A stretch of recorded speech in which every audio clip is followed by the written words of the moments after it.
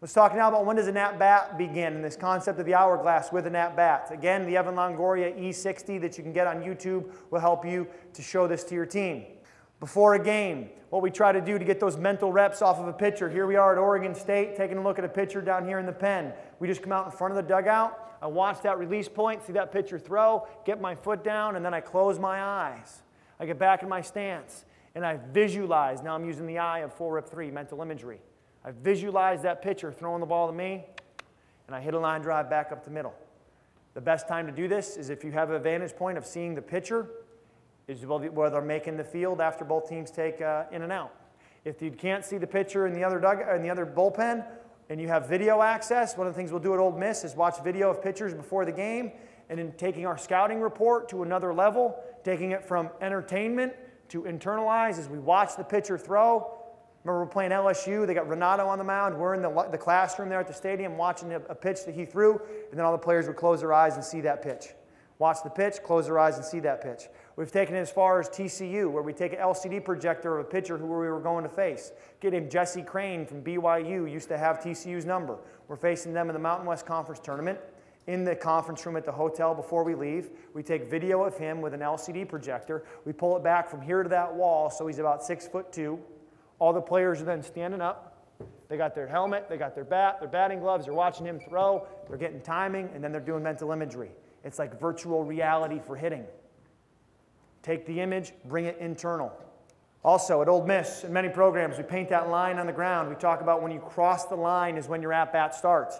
On the on-deck circle, you can always paint those buzzwords, those signs of success. Here was a reminder for them to get big, carry yourself with confidence. Here we have the white line in the dugout. Again, now back at Oregon State. Here's your player doing mental imagery, looking out at the mound. Here again, doing mental imagery. Here's a sign of success in the dugout. What is this guy doing? We call it taking a mental at-bat. This is right out of the Longoria E60. When you're not in the lineup, if you've got 20 players in your team, there's always going to be more people not in the lineup than are. Have the people who are not starting pick somebody who is starting and take a mental game at-bat with that person. So for example, here's your left fielder. When the left fielder in the lineup comes to the plate, this guy grabs his bat, grabs his batting gloves, comes down on the other side of the white line in a predetermined area, is watching the pitcher, just like we do pregame, gets his foot down, and then visualizes himself hitting that ball into the gap. Now put yourself in this situation. You're playing a 3-game series in the postseason.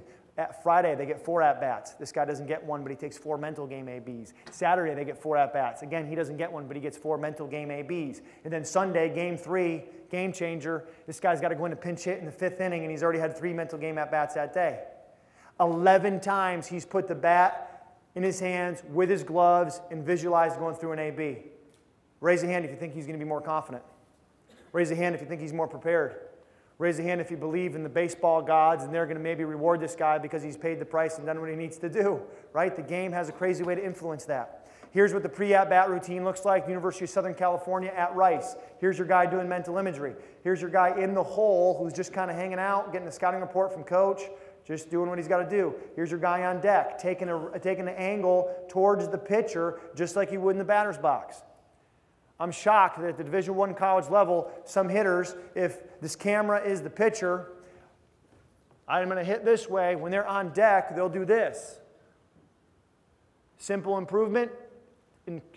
Teach your hitters when they're on deck to look at an angle as close to the pitcher as they possibly can.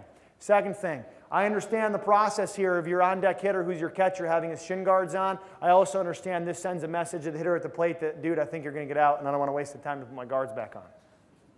All right, be a hitter, take the shin guards off. We've got backup people in the dugout who can run out to the field and get the pitcher warm while you're putting your shin guards on. Maybe the only time that other cat gets to get on the field, it might get his parent off your back.